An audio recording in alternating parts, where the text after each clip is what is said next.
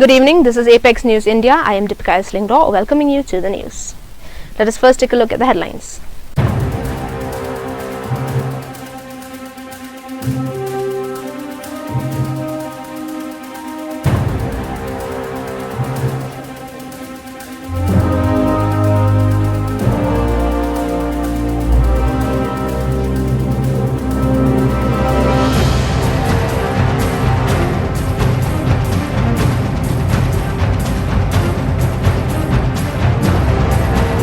And now the news in detail. Shillong glowed with its festive spirit of Diwali on its opening day as Hindu families across the capital observed Kali Puja and the business community hosted elaborate Lakshmi Puja ceremonies, even as fireworks and deep-hued lights transformed the night sky into a shining panorama.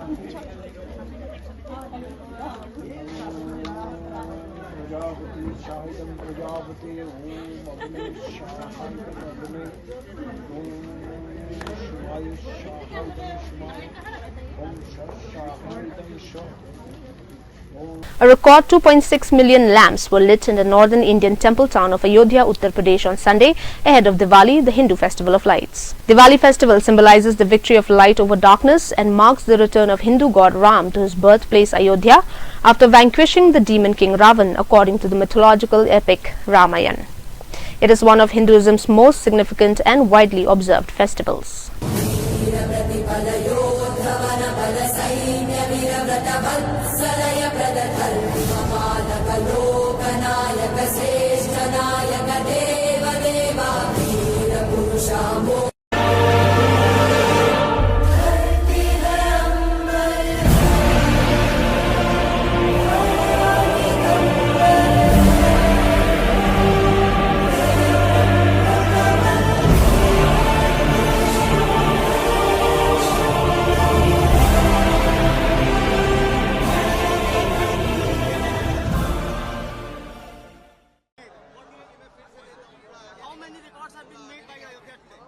Okay, so today 2 titles have been achieved.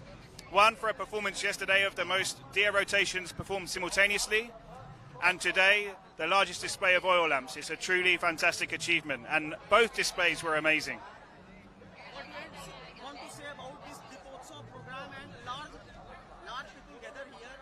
What is yours about? How was your experience? Energy which is in Ayodhya.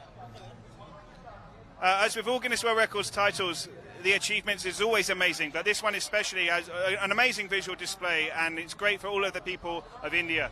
Bringing pride to the Northeast, Dr. Murchana Khusro, Assistant Professor in the Department of Physics at the University of Science and Technology Meghalaya USTM, has been awarded a prestigious research project by the Indian Space Research Organisation ISRO under its Regional Academic Centre for Space RACS program. A native of Jorhat, Assam, Dr. Khusro's sanctioned post titled Multi-Spacecraft Investigation of Solar Wind Dynamics Through Solitary Wave Analysis, Insights from Aditya L1 mission is the first from Northeast India to utilize scientific data from the ASPECS Aditya Solar Wind Particle Experiment and MAG magnetometer payloads of India's maiden solar mission Aditya L1. Dr. Khusro will serve as the Principal Investigator PI in collaboration with the Physical Research Laboratory and ISRO on this project. Several pressure groups from Chokpot and Garo Hills, including the GSU, AHAM, CAVC, GSMC, ACHIC, FKJJP and AYWO have strongly opposed the scientific mining of coal in the Paramgure area, also alleging possible illegal uranium extraction. Following a joint inspection of the site, the groups expressed alarm over environmental damage, noting its proximity to sensitive zones such as the Nokrek Biosphere Reserve and major rivers Rompa, Rongdik, Kakiza and Rongma, which supports hundreds of local families. They warned that continued mining could cause irreversible harm to water sources, forests and wildlife, including endangered species like the Huluk gibbon and Himalayan black bear. The groups also cautioned that unchecked quarrying would damage ecotourism sites and threaten local livelihoods. Citing concerns raised by Tura MP Saleng A. Sangma and BJP MDC Bernard N. Marak, they called for government clarification on alleged uranium exploration in the region. The groups urged the Forest Department and Pollution Control Boards to immediately halt operations and revoke any illegal licenses. They warned that failure to act would lead to peaceful protests and legal action, emphasizing that development should not come at the cost of ecological destruction.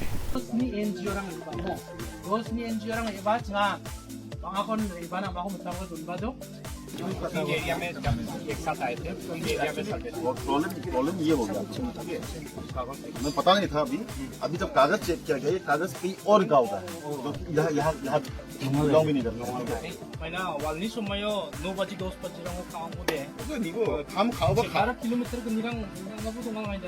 맞다 중은 게 킬로미터 아니 말하겠 뭐감 가오바 살사 그냥 같은 생기는나 사 집에 스티어포 저 농상부 나 가겐서 오바 가다 보면 오 방인 녹소 나가버려 온다 쪽 나통 미베타 늘 강원 어디 가이냐 마음 잡으면 어디 봐 안겐 차 오바 가다 지나 뭐 이나 디시 지콘 올간 아다 좀 비아바 이코 리스폰시빌리티 에 비아바 칸칸 같은 거 비아바 니글레 카칼라가 다 되니까 방인 까니 이거 도바나 나가고 오늘 지나 달로 있는데 도바나 나가니 타바 동조 쳐 비아 도바 제 도랑 뭐 이렇게 이노 콜라 콜리나 온도 그룹랑 보동나 보동아 온 기자 남는 기자 그룹랑 보동나 보동아 등한 상바 같이 시키고 달로나 좀 강원 땡겼어 मैंने ये area ओ या आदो को farm grey आदो को order उनको बानु उजा उन्हीं के में से थिंगा दे साना बस साइट तो इनो खुला खुली ना नमन के पास साइट तो सक्किंग अपंग जे खुला खुली गिजानी साइट तो सक्किंग अपंग जे निबा थिंगनी सक्कियान साबुतान खेदों सुंग मुसा यार सब गरी सुंग वो नोंगाल नि दारंग बोलdak संबानी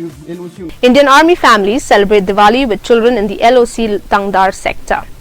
The children show appreciation for the Army's role in computer education. 1 2 3 1 2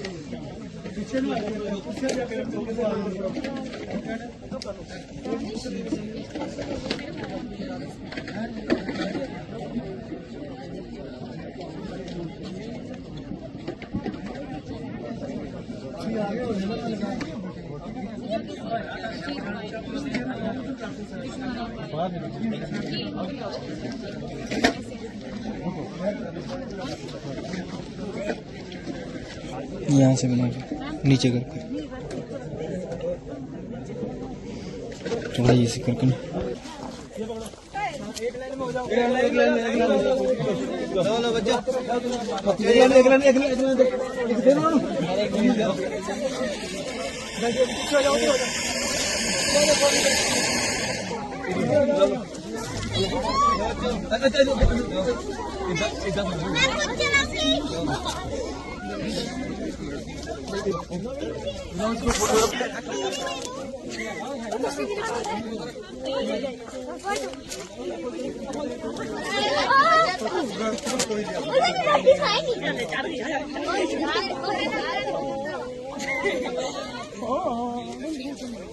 Union Defence Minister Rajnath Singh on Police Commemoration Day at the National Police Memorial says red corridors, once affected by Naxalism, are now turning into growth corridors. Bharat के जो क्षेत्र red corridor के नाम से कुख्यात थे वह अब ग्रोथ कॉरिडोर में बदल रहे हैं। लंबे समय तक नक्सलवाद हमारी आंतरिक सुरक्षा के लिए समस्या रहा है। एक समय था जब छत्तीसगढ़, झारखंड, ओडिशा, आंध्र प्रदेश, तेलंगाना, महाराष्ट्र इन सभी राज्यों के कई जिले नक्सलवाद से प्रभावित थे। गांवों में स्कूल बंद थे, सड़कें नहीं थीं और लोग भय में जीते थे। लेकिन हमने ठान लिया कि इस समस्या को आगे नहीं बढ़ने देंगे और हमारी पुलिस, सीआरपीएफ, बीएसएफ, सारी पैरामिलिट्री फोर्सेस और स्थानीय प्रशासन ने मिलकर जिस तरह संगठित तरीके से काम किया वह काबिले तारीफ है। साथियों, पिछले कई वर्षों के हमारे सम्मिलित प्रयास अब फलीभूत हो रहे हैं। पूरे देश को अब यह भरोसा हो गया है कि अगले वर्ष तक इस समस्या का नामो निशान नहीं रहेगा। आपकी जानकारी के लिए बता दूं, इस वर्ष भी कई शीर्ष नक्सलियों का खात्मा किया जा चुका है। Left wing extremism affected districts की संख्या भी अब बहुत ही कम बची रह गई है और वह भी अगले वर्ष मार्च तक खत्म हो। Union Defence Minister Rajnath Singh on Police Commemoration Day at the National Police Memorial says two components are needed for country's security, internal and external. For external security, the military and coast guards are there. For internal security, the police work in coordination with multiple agencies. The military protects the country, the police protects society. While the military ensures geographic integrity, the police safeguards society at the grassroots levels. Be it army or police, they both are pillars of the country's security. The enemy may be beyond the borders or within us. The army and police work the same way, only the stages are different. लेकिन internal security को कई agencies के साथ मिलकर हमारे police के जवान ही ये सुनिश्चित करते हैं। अगर सेना देश की रक्षा करती है तो पुलिस समाज की रक्षा करती है। सेना भारत की भौगोलिक अखंडता की रक्षा करती है तो पुलिस भारत की सामाजिक अखंडता की रक्षा करती है। साथियों, मैं स्वयं गृह मंत्री रह चुका हूं। मुझे बेहद नजदीक से पुलिस के कामकाज को देखने का अवसर मिला है। इसके अलावा रक्षा मंत्री के रूप में मुझे सेना के कामकाज को भी नजदीक से देखने का अवसर मिल रहा है। सेना हो या पुलिस, ये दोनों ही देश की सुरक्षा को के अलग अलग पिलर्स हैं। इसलिए मेरा यह मानना है कि दुश्मन कोई भी हो, चाहे सीमा पार से आए या हमारे बीच छिपा हो, जो भी व्यक्ति भारत की सुरक्षा के लिए खड़ा है वह एक ही आत्मा का प्रतिनिधि है। सेना और पुलिस में बस मंच अलग हैं, लेकिन इनका मिशन एक ही है, राष्ट्र की सुरक्षा। Actor Govardhan Asrani, popularly known as Asrani, known for his comic timings, died in Mumbai on Monday. Well, dear viewers, let us now take a look at some more news.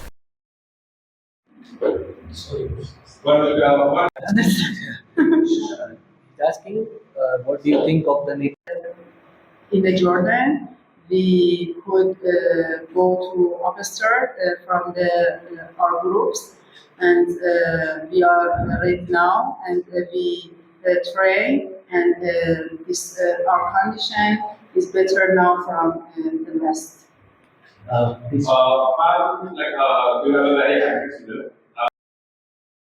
In a major counter-insurgency action, India carried out a precision drone strike in Myanmar's Sagaing region, targeting camps jointly run by NSCN-I, ULFA-I, and PLA-I insurgent groups.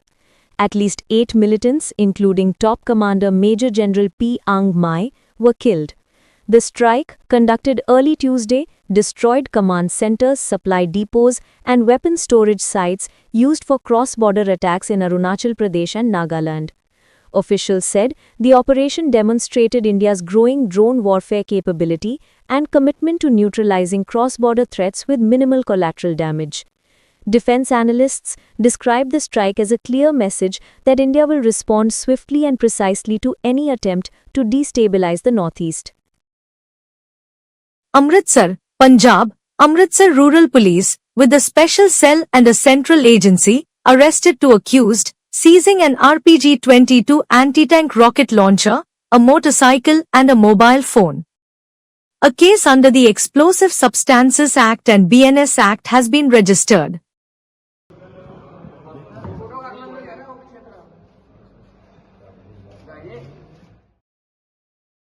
Jammu and Kashmir, security forces destroy IED in Shopian.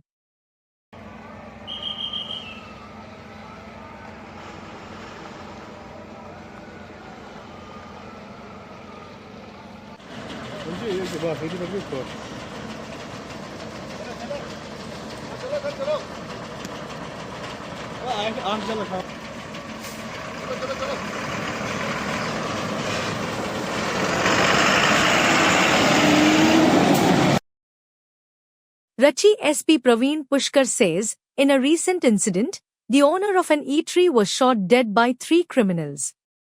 A FIR was filed against 4 accused, leading to the arrest of Prashant Singh, who revealed the crime was triggered by a dispute over a biryani order. Another accused, Abhishek Singh, was later chased by police while attempting to flee to Latehar. He fired at police, was injured in return fire, and arrested. Technical intelligence led to the capture of Harendra Singh, who provided the weapons, who was found with a gun, ammunition, and cash.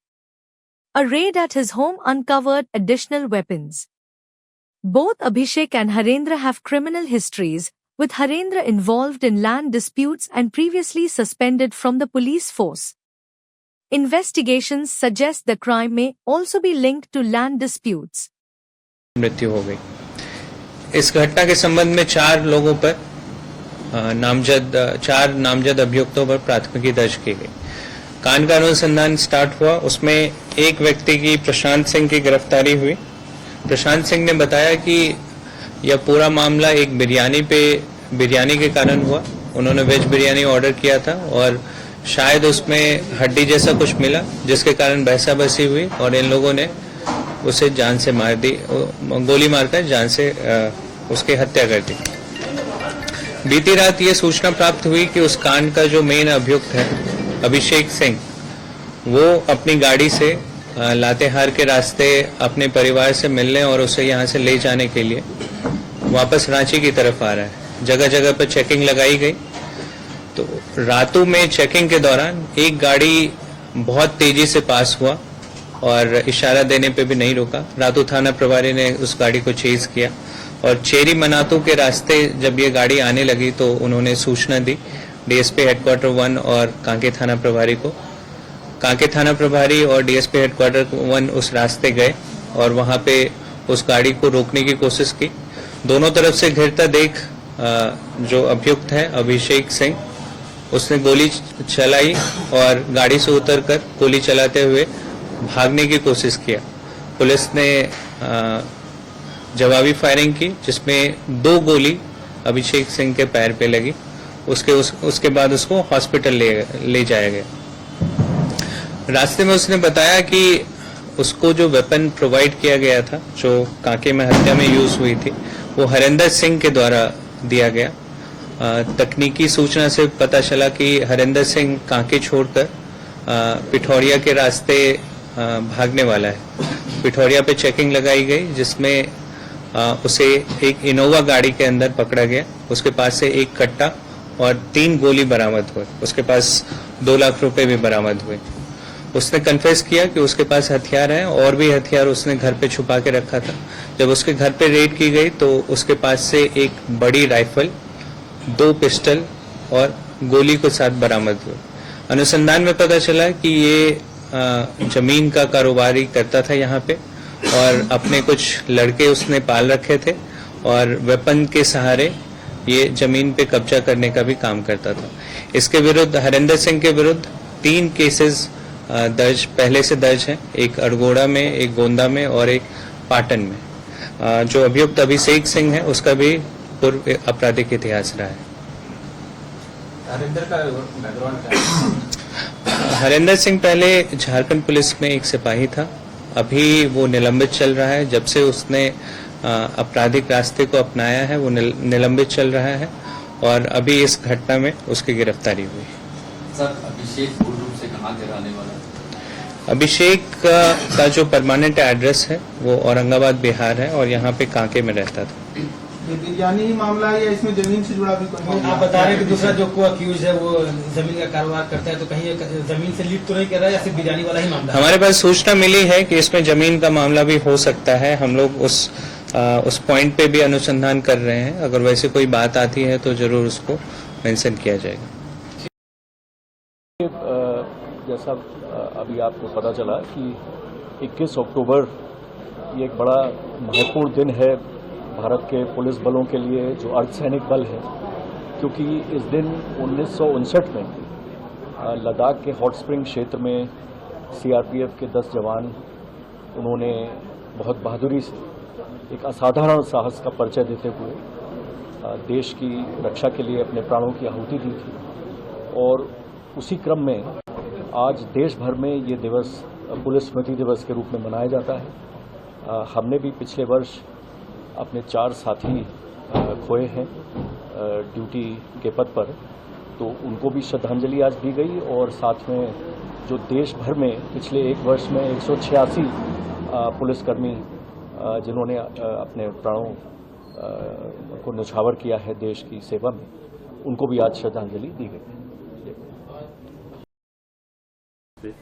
यात्रियों को उनके गंतव्य स्थान पर भेजने के लिए पिछले फेस्टिवल के दौरान भारतीय रेल द्वारा 7,724 विशेष गाड़ियों का परिचालन किया गया था। इस वर्ष हम लोगों ने 12,000 से अधिक गाड़ियों के परिचालन की योजना बनाई है और उसी के हिसाब से हम लोग काम कर रहे हैं। जो अधिसूचित ट्रेनें हैं इस मामले में वो 12,011 है और इसके अनुसार ही हम लोगों ने ट्रेनें चलाई हैं। यदि इस फेस्टिवल सीजन की बात करें तो शुरुआती 19 दिनों में 1 करोड़ से अधिक यात्रियों ने विशेष ट्रेनों का लाभ उठाते हुए अपने अपने गंतव्य स्थान तक की यात्रा की है। यदि दिल्ली एरिया की मैं बात करूं तो दिवाली के ठीक 3-4 दिन पहले का जो समय रहा, 4 दिन पहले का, उसमें हमारे रेलवे के माध्यम से करीब 16 लाख यात्री जो है वो अपने अपने गंतव्य स्थान की ओर गए हैं। जो स्ट्रेटजी हमने दीपावली के समय अपनाई है उसी स्ट्रेटजी को हम लोग एक्सटेंड करने वाले हैं छठ के दौरान भी। हम लोग 3 स्तरों पर मॉनिटरिंग कर रहे हैं। डिवीजन लेवल पर मॉनिटरिंग कर रहे हैं, हम लोग जोन स्तर पर मॉनिटरिंग कर रहे हैं और साथ ही हम लोग मॉनिटरिंग कर रहे हैं रेलवे बोर्ड स्तर पर। अभी हम लोग रेलवे बोर्ड के वार रूम में हैं जहां पर कि आप देख सकते हैं कि हम लोग हर स्टेशन में अभी क्या स्थिति है उसके हिसाब से मॉनिटरिंग कर रहे हैं। एक फुल फ्लेज टीम हमारी लगी हुई है और हम लोग स्टेशनों पर देख रहे हैं कि होल्डिंग एरिया से यात्रियों को अभी ले जाया जा रहा है प्लेटफॉर्म पर और इसके लिए जो हमारे रेल सुरक्षा बल के जवान हैं, जो कमर्शियल के स्टाफ हैं, वो सभी यात्रियों की सुविधा के लिए उनको प्रॉपर गाइडेंस देने के लिए मौजूद हैं और एक गाइडेड वे में उनको ट्रेन तक पहुंचाया जा रहा है। हम जो स्पेशल ट्रेनों का परिचालन कर रहे हैं उसकी पूरी सूचना भी दे रहे हैं। यदि आज की ही बात की जाए तो नई दिल्ली स्टेशन से आज हम लोग पटना के लिए, हसनपुर के लिए, दरभंगा के लिए, बरौनी के लिए, हावड़ा और मानसी के लिए तथा धनबाद के लिए विशेष ट्रेनों का परिचालन कर रहे हैं। आनंद विहार स्टेशन से आज यानी कि 21 अक्टूबर को हम लोग पाटलिपुत्रा, सहरसा, भागलपुर, जबलपुर, पटना, सीतामढ़ी, मालदा टाउन, राजगीर और राजेंद्र नगर के लिए विशेष ट्रेनों का परिचालन कर रहे हैं। जो दिल्ली स्टेशन है वहां से भी आज राजेंद्र नगर, गया और भागलपुर के लिए विशेष ट्रेन की व्यवस्था की गई है। इसी तरह से बांद्रा से, उदना से, लोकमान्य तिलक से और काफ़ी जो महत्वपूर्ण स्टेशन है वहां से विशेष ट्रेनों की व्यवस्था की गई है जिसके माध्यम से यात्रियों को।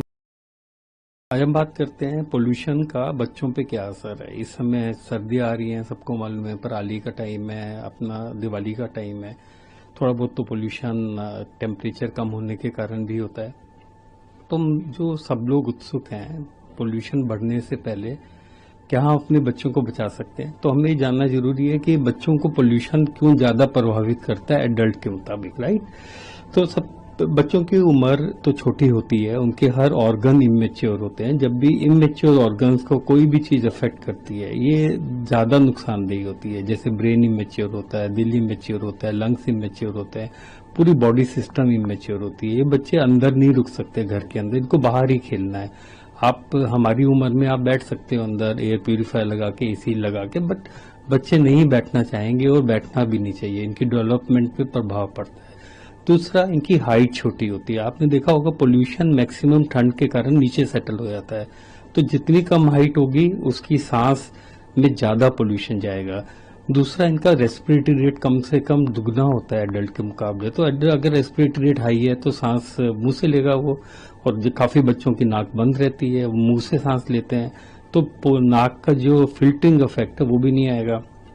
तो ये सब कारण है, बच्चे ज्यादा प्रभावित होते हैं, जो हमें दिखते नहीं है क्योंकि वो ज्यादा कंप्लेन नहीं करते। अब हम बात करते हैं कौन कौन से ऐसे ऑर्गन्स हैं जो प्रभावित हो सकते हैं। ये तो बड़ी कॉमन सेंस की बात है कि आपका लंग प्रभावित होगा, लंग में पोल्यूटेड एयर जाएगा। तो इसमें दो तरह के लोग हैं, एक है नॉर्मल इंसान जिनको खांसी जुकाम या अस्थमा टाइप की बीमारी नहीं रहती है, दूसरा है जिनको ऑलरेडी अस्थमा से ग्रसित हैं या सांस की बीमारी से, उनके लिए तो ये घातक होगा ही। बट ऐसा भी देखा गया है जो नॉर्मल इंसान है अगर बहुत ज्यादा पोल्यूटेड एयर ले, उनके लंग्स में ऐसी चेंजेस आते हैं जिसके कारण पोल्यूशन इंड्यूस टाइप अस्थमा बन सकता है। अस्थमा हो गई, एलर्जीज हो गई।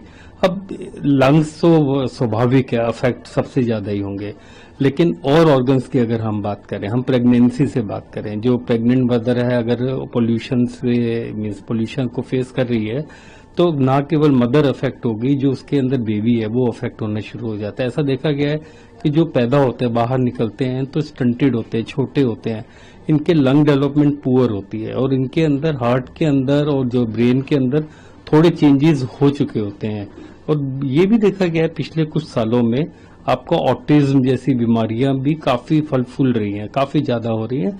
पॉसिबिलिटी हो सकती है कि ये पोल्यूशन से लिंक हो, बहुत अच्छी स्टडीज नहीं है बट इनडायरेक्ट स्टडीज हैं जो ये लिंक करती है। फिर हम बात करते हैं जो बच्चा 1 साल का है, 2 साल का है, उसके लंग्स को डेफिनेटली ज्यादा प्रभावित करता है एज कम्पेयर टू एडल्ट। ना केवल लंग्स को प्रभावित करता है, हार्ट को प्रभावित करता है। जो छोटे मॉलिक्यूल्स हैं PM 2.5 PM 2.3 वाले बिल्कुल छोटे छोटे पार्टिकल, वो क्या होते हैं लंग्स के अंदर एंटर करके ब्लड में एंटर कर जाते हैं, ये काफी ऑर्गन्स को प्रभावित करते हैं। आप इमेजिन करिए एक बच्चा है, उसे काफी टाइम तक जीना है, अगर उसके अंदर कोई मेजर चेंज आ जाता है तो वो लॉन्ग टर्म सस्टेनेबिलिटी अंदर रहेगी उस चेंज की, और फिर आपके अंदर कैंसर जैसी बीमारियां, हार्ट के अंदर atherosclerosis means blood pressure high होना, डायबिटीज होना, और ये सब बड़ी स्वाभाविक है। ये भी देखा गया पोल्यूशन में, जैसे मान लीजिए किसी को इन्फेक्शन हुआ, वायरल इन्फेक्शन हुआ, सिंपल वायरल इन्फेक्शन हुआ, 5 दिन 3 दिन में ठीक हो जाते हैं। अगर साथ ही पोल्यूशन है तो उसका अफेक्ट ज्यादा घातक होगा, उसके लंग्स ज्यादा घातक उसका जो वार नहीं सह पाएंगे। और दूसरा सबसे ज्यादा प्रॉब्लम है हमारी जो व्हीकुलर पोल्यूशन है। व्हीकुलर पोल्यूशन काफी खराब है, ये हम सब जानते हैं, लेकिन हमें ये नहीं मालूम जो हम घर में किचन में पूड़ियां तलते हैं या कोई भी फ्राइड काम करते हैं, उससे आपका पोल्यूशन लेवल बहुत हाई हो जाता है। कभी आप AQI मीटर लगा के देखना तो आपको मालूम पड़ेगा कि आपके घर में जो नॉर्मल चीज आपको लगती है, जिससे आपको लगता है कि ये डेली का काम है, आपका पोल्यूशन लेवल 100 से सीधा 500 पहुंचता है। तो उसका क्या आपके उपाय है? छोटे छोटे उपाय हैं। आप घर में चिमनी लगाए, उसको एग्जॉस्ट ऑन करके रखे। सेकेंडली, बच्चे को गोद में ना लेके जाएं जब किचन में काम करने जा रहे हैं। काफी मदर्स के पास ये सहूलियत नहीं होती है कि किसी को वो दे दें, लेकिन अगर मान लीजिए आप अवॉइड कर सकते हैं, बच्चे को ना साथ में लेके जाएं।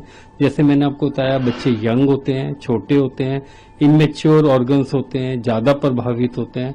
तीसरा, अपने घर के आसपास कोशिश करें कोई भी कूड़ा वगैरह ना जलाएं। ये तो आप मेजर काम कर सकते हैं। बच्चों की बात करते हैं, बच्चों में ना कुछ चीजें अनअवॉइडेबल है, उसको स्कूल जाना है तो स्कूल वालों का फर्ज है कि वो उस डेली पोल्यूशन के लेवल के हिसाब से अपना प्ले ग्राउंड या प्ले गेम्स या जो प्ले पीरियड है वो रखना है या नहीं रखना है।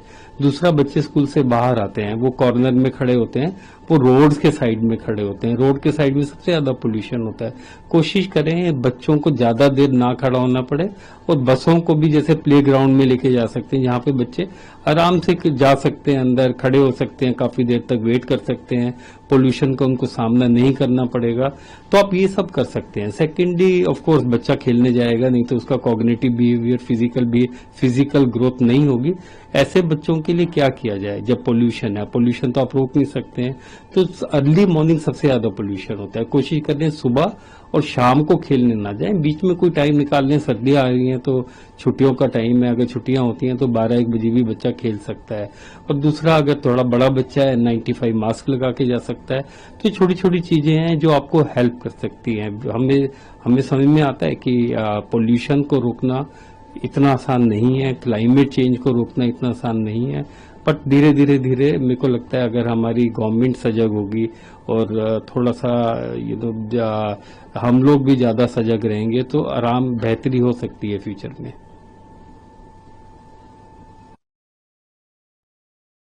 Well, dear viewers, that is all we have for you today. Until we meet again, thank you for watching.